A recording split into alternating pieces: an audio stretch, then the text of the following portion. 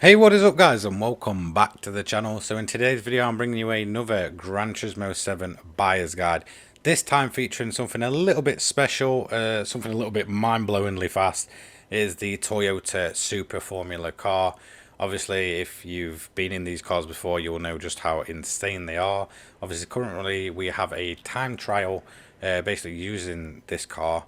I believe Fuji Speedway. I did kind of do a video kind of outlining that if you want to get better at the game, it's definitely a good starting point for you.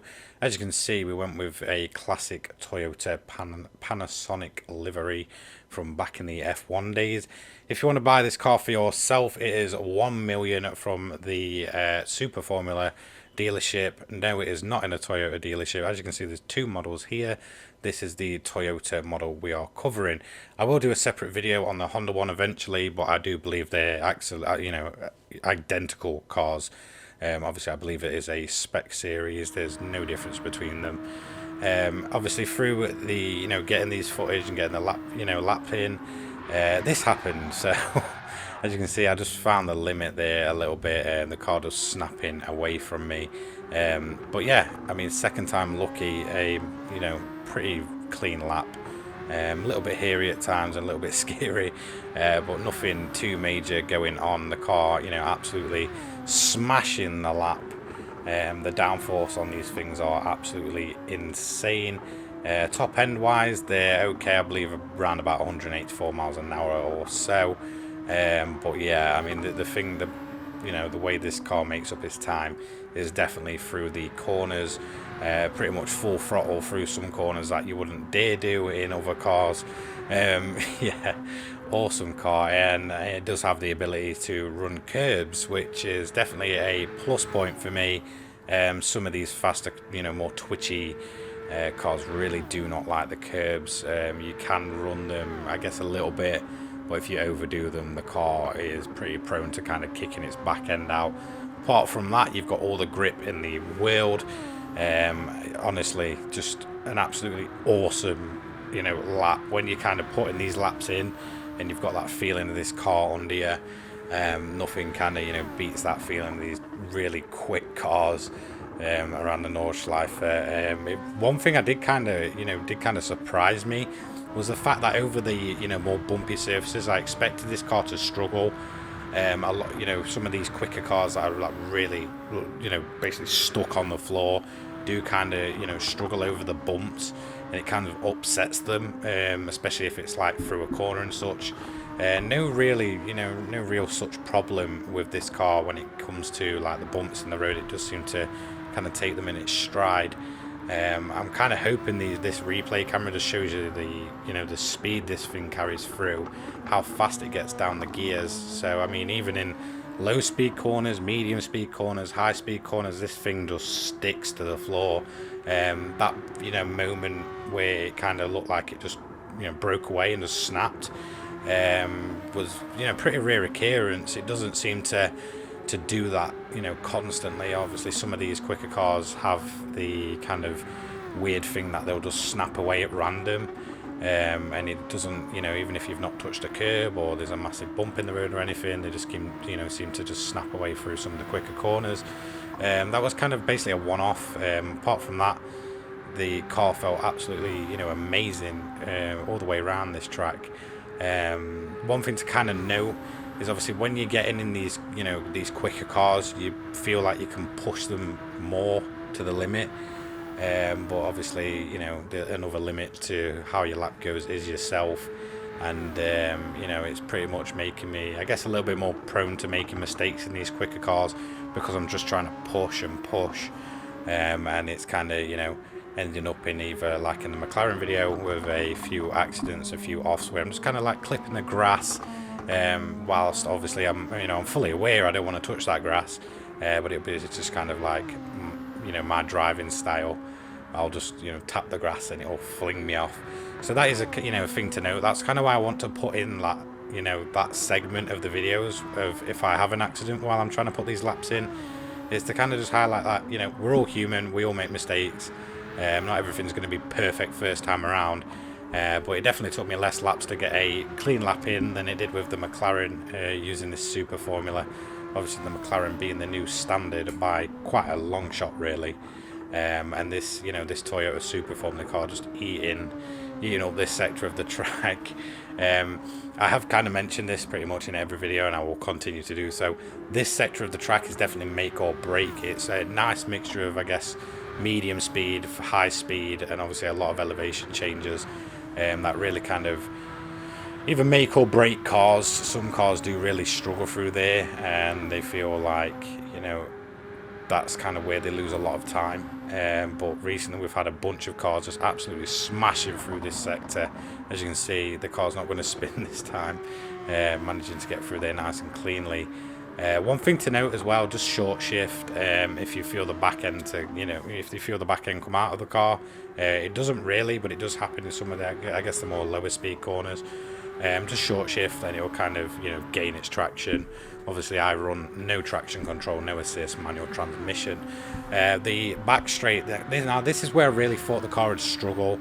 I wasn't sure what it was going to be like on its top end speed. I mean, the McLaren that is currently top of the leaderboard was, I believe, about 220 miles an hour down here in no time.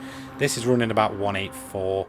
I believe, or like 186, something around that. And as you can see, the car's bumping its way down the straight.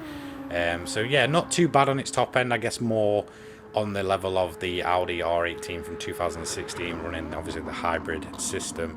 But as we're coming around to the end of the lap, it's just going to absolutely continue to eat these corners up. Excellent, de-acceleration. Just definitely a highlight of the car. You really feel you can brake late and brake much later than you think you can. And I guess for me, it's just all about, adjusting your driving style to each individual car with this game. And that's kind of what makes Gran Turismo 7 stand out, is just the diversity of the cars and just adjusting your driving style for each car. So this is possibly my favourite camera angle in the whole game. So if you've driven one of these before and you've looked back at the replay, you'll notice kind of what is usually like an offset onboard camera actually sits above the halo. Very reminiscent to like what you see in F1, but it does also move with the direction you go in. So it really does give you an insane sense of speed and just how quick this thing changes direction. As you're going to see, it's just going to eat this sector of the track up. Usually a really tough sector, like I said, for some of these cars. Like some of the cars really do struggle through here, and it's where you're going to kind of make most of your mistakes, mostly due to the low speed corners, the medium speed corners, and the elevation changes all at once, just one after another. And this car's just going to kind of smash it through here. The acceleration is just beyond belief, really. I mean, apart from something like the Tomahawk, etc., this thing is just absolutely nuts for the way it just picks up speed and gets up towards its top end so fast. Kind of on par, I guess, with kind of the feeling of the McLaren, which was very quick on its acceleration. A bit of a mouthful there, sorry. But yeah, absolutely just incredible the way it picks up speed, eats the corners, the amount of grip you've got, the confidence you can build up with this car is absolutely insane. As you see, we're going to finally come around to the main straight, and you're going to see it just takes off, the driver bumping about over the bump. So yeah, an awesome camera angle, really gives you a great sense of speed. Really cool to see, obviously the halo involved there, obviously not the bar in the middle, that's completely gone.